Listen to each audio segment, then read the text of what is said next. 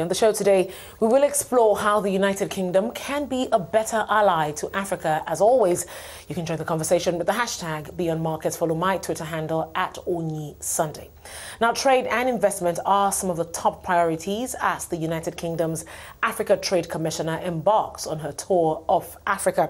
Joining me in studio is Emma Wade-Smith, the Trade Commissioner for Africa at the UK Department for International Trade, as we discuss what to expect from this visit. Thank you so much for joining us on the show, Emma. It's a pleasure to be here. Interesting times here. Now, you are in Nigeria as part of a wider investment, what I call it, program to begin with. Talk us through really the objectives of this trip to Africa.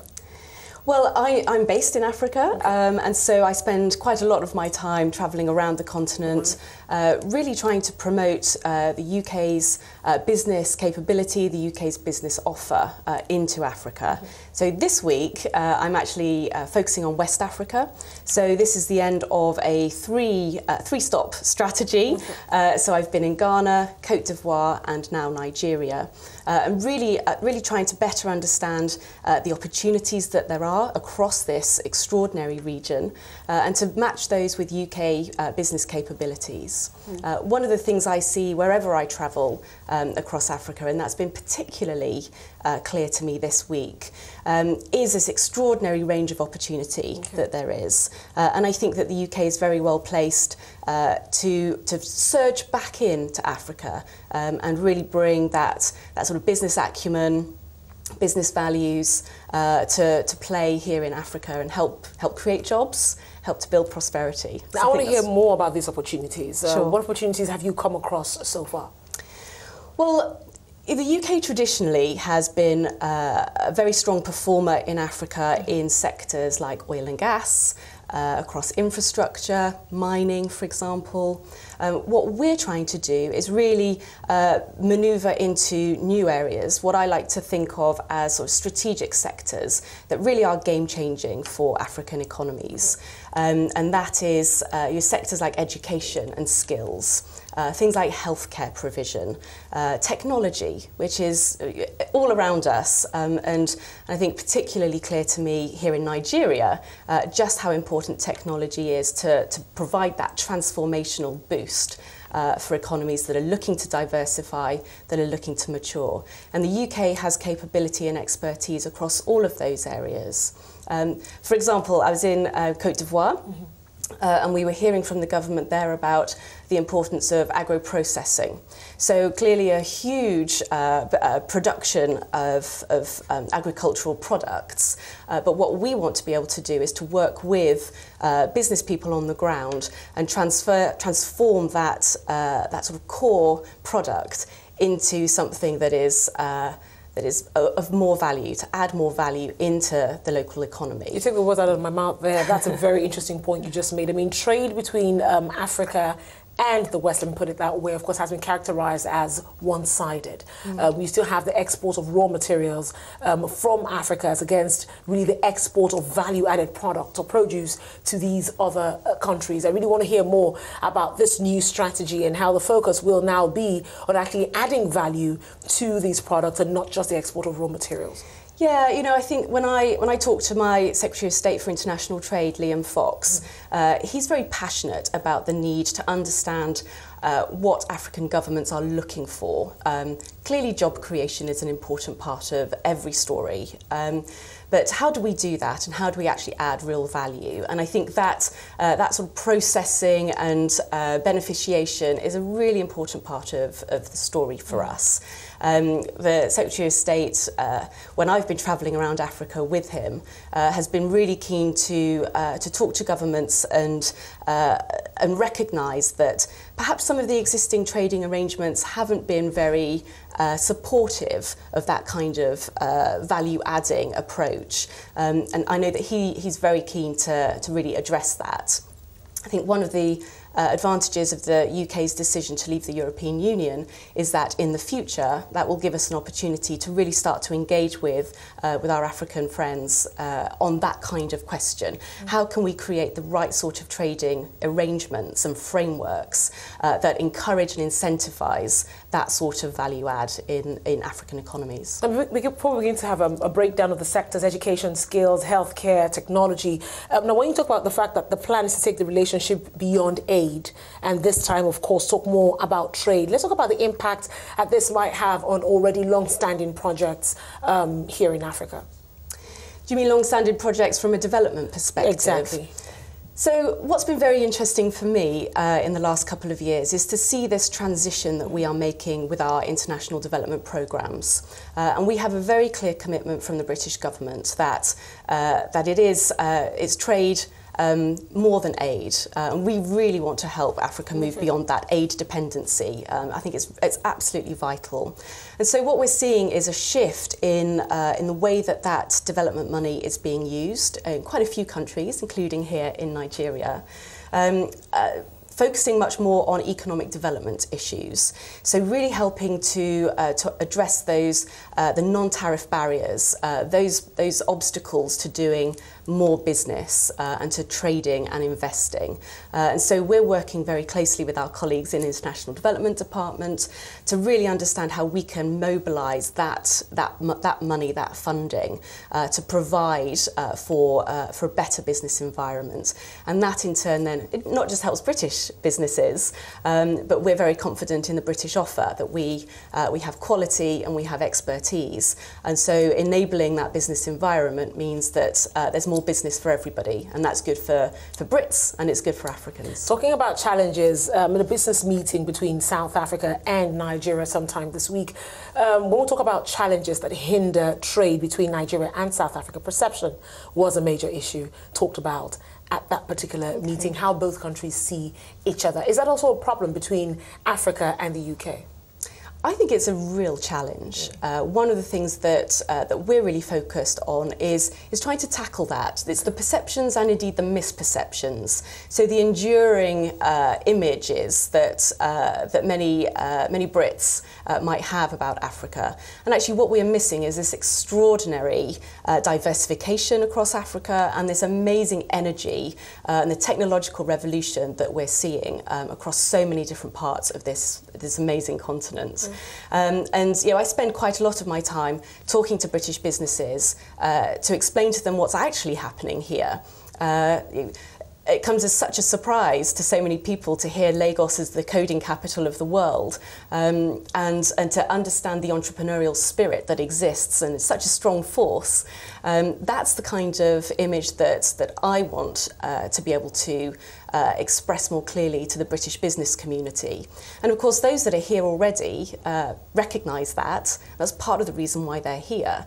And so we have lots of strong advocates who are already doing good business across Africa, and it's partly my job to really to focus in with them and together kind of spread the message about all this extraordinary opportunity that there is here. And it's really interesting you should say this. How do they really perceive Africa to begin with? I mean, there are successful businesses here on the continent. When they talk about Africa, what do they see really? I'm really interested in knowing that. So I think it depends who you talk to, of course, but the sorts of consistent messages I get are around being here for the long term, recognising the importance of building relationships and trust, and recognising that there is this enormous array of opportunity, but it's important to do it in the right way. And so I think one of the things that I'm very proud of as representing the British business community is that we often see British companies coming in and doing good business, and not just sort of exploring sort of a high profit or a high return, but actually investing in local communities. And I think so there is a strong recognition both of the opportunity and indeed the challenges of doing business in Africa. What I always say is that there are challenges to doing business everywhere. This is not easy. You clearly don't want to share how Africa is doing. I get that. I'm just going to move past that and ask, already the fact that we have, successful British businesses here in Nigeria, clearly that's not enough to actually change the perception. Now, when you get back, how do you plan to pass the message more effectively? How do you plan to dispel the myths that you are actually going to hear here? How do you plan to let them understand this is what Africa is about? These are the opportunities that are in Africa. How do you plan to do it? So I think there are lots of ways that we can do it. the voice of government matters, but it cannot be the only voice here. And so I think the really important thing for me is around partnerships and recognising that both the Nigerian and the British governments can tell British business and Nigerian business till we're blue in the face that there are opportunities, but actually it takes a business person to really convince another business person.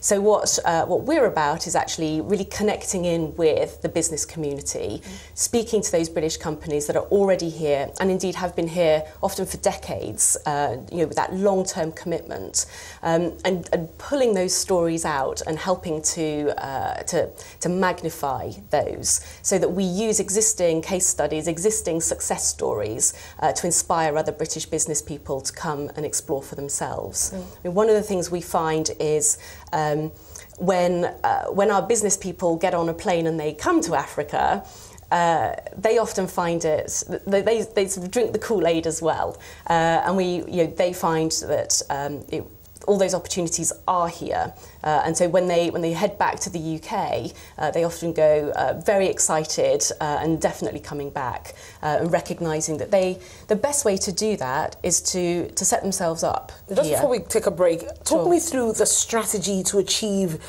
free, fair and inclusive trade between Africa and Britain, because clearly post-Brexit, you're looking to Africa as major business partners going forward. How do you plan to achieve free, fair and, very importantly, inclusive trade between both countries? So let me take the inclusive bit first, and that is as a consequence of this close relationship we have within the British government between the Department for International Trade and Department for International Development. Using that sort of programming money and the development money to really look at the economic development, economic environment, and to invest in different sectors in Africa. For example, in Ethiopia, we've been doing a lot of work around investing in the manufacturing sector, really important for job creation and to help that economy diversify. So it's that sort of thing that we're looking at. We recognise the story is all about jobs. And so we want to not just use development money, but to invest for the long term in Africa.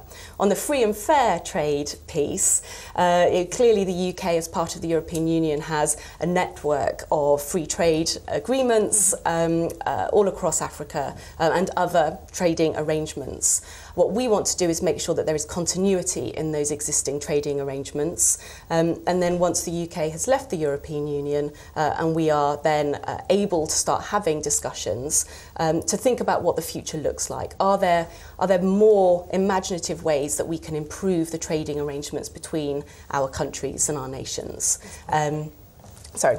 We're going to hear more of that after the break, I guess. We'll just take a quick break now, and then when we return, we'll give us more about this strategy going forward. I'm talking to Emma Wade-Smith, the Trade Commissioner for Africa at the UK Department for International Trade. As we continue our discussion, I have with me Emma Wade-Smith, the Trade Commissioner for Africa at the UK Department for International Trade. Thank you so much for staying with us on the show, Emma. Now, talking about, of course, improving trade between both continental Africa and the UK, we have the government, of course, the UK Export Finance recently announced the support for the UK Nigeria trade by accepting the Naira. That's really good news on this part to begin with as a trade currency. How much of a game changer, is that? I think it's huge, actually. And if I just take a quick step back, UK Export Finance is the world's oldest export credit agency.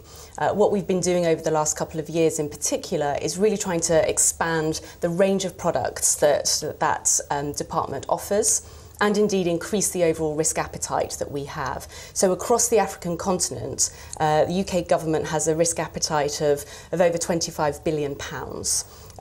We're nowhere near reaching that limit, so we've got work to do to encourage more companies to be trading and to take up that risk envelope. what we see across Africa is a number of local currencies now that we are willing to secure loans through in local currency. And the Naira is the latest in that. And so I believe it's nine countries across Africa where we have that local currency capability. What we're seeing in Nigeria is, since the announcement of that a couple of weeks ago, my colleagues here in the trade team have had the phones ringing off the hook. So I think it really is a game changer, and I think that's a really exciting part of what we're trying to do, to recognise that we have this British capability and it's backed up by finance, and that finance piece, of course, is fundamental to really making the progress we need to see. Interesting. Let's begin to take a look at the sectors you talked about. I'm really more interested in education here, and your contribution in that space. What opportunities do you see within the space? Well, I'm so glad you asked, because I have literally come to the studio straight from a lunch with some education specialists in Nigeria. This is an area where the UK has enormous capability across the whole range of the sector, through from sort of equipment and primary school, secondary school work, but particularly sort of higher education, technical and vocational training. And I think the strong message I got from the meeting we had today was really in that vocational training space. Skills is so critical everywhere I go. We can invest in equipment and technology, but we actually need human capital to make all of that stuff work and really realise the full potential of what we have here. So we're looking at how we might connect UK educational experts into the government and private sector here in Nigeria. And that's, for example, we have the University of Sussex. It's already a strong and regular visitor here in Nigeria, doing all sorts of work to support Nigerians in that crucial skills space. And they're not the only UK company in this sector. So what we want to do is take a good look, really understand kind of what the opportunities are here. What do Nigerians want here? But I agree with you. I think it's such a critical issue, fundamental to the development of individuals and indeed the Nigerian economy. I'm talking about what Nigerians want here. A report released showed that Nigeria spends about $1 billion in medical tourism. And I'm sure that's like for the past year. Nigerians really would want $1 billion to remain in this economy. So let's talk through what's going to be playing out in the health sector.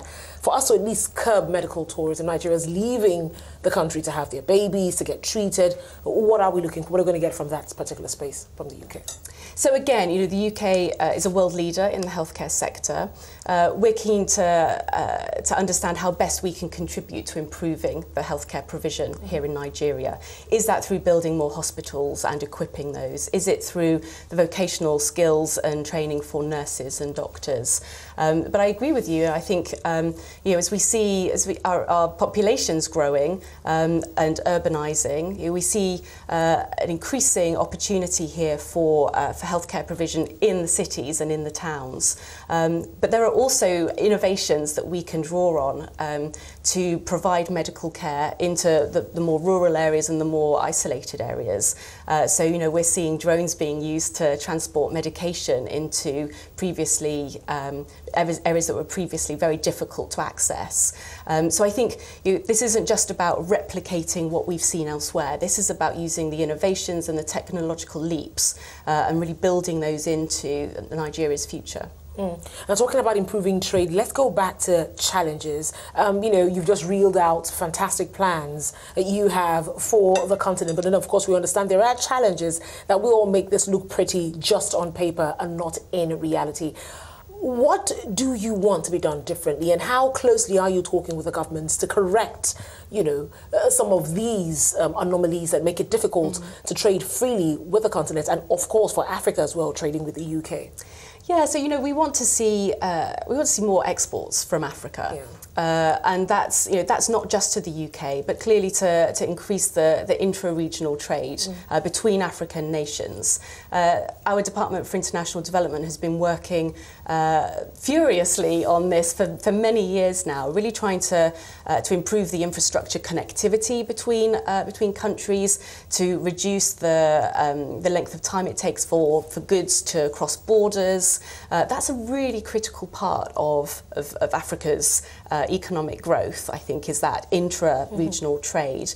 But I'm also really keen to see more African products in the UK markets. And British consumers love African goods, and I would really like to see much more of that. So, we want to work with African governments to invest in those areas which then provide greater exports, and to figure out how we can better access the UK consumer market.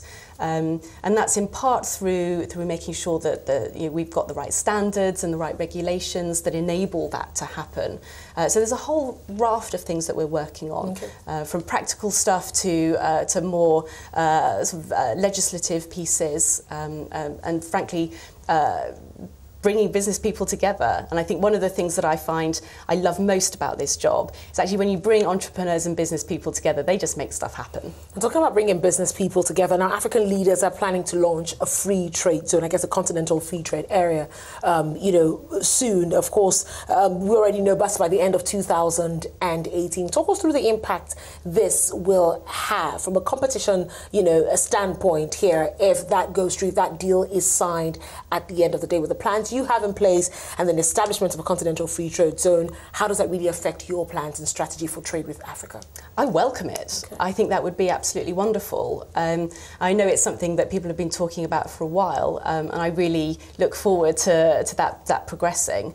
As I say, when we talk about Africa to the British business community, one of the things that they often say is, there are a lot of countries in Africa, and because there are barriers between them, that can be challenging, daunting, perhaps, for business. So the creation of that free trade area, I think it would be extremely welcome. Does it make it easier to trade with the UK if that particular free trade zone area is formed? I would certainly hope so. Certainly one of the things we've been talking about, obviously, as the UK leaves the European Union and the trading arrangements that we have, we would be looking at what that relationship would be with the whole of the free trade area. We're not yet in a position to have sort of new discussions about that, but we're certainly keen to talk. And so, as what I think is a global champion of free trade and fair trade, I think that would be a really exciting development, and I would certainly want us to be having those discussions quickly. Well, in the nutshell, does give us an outlook for what to expect. 24 hours in Nigeria so far. I know you're going back to the UK and also visiting South Africa as well. What's new? What should we be expecting in the short term? So I think you can expect some announcements in the coming weeks about what our 3-year strategy is going to be for engaging Africa and bringing more British business here onto the continent. So that's going to be an exciting development.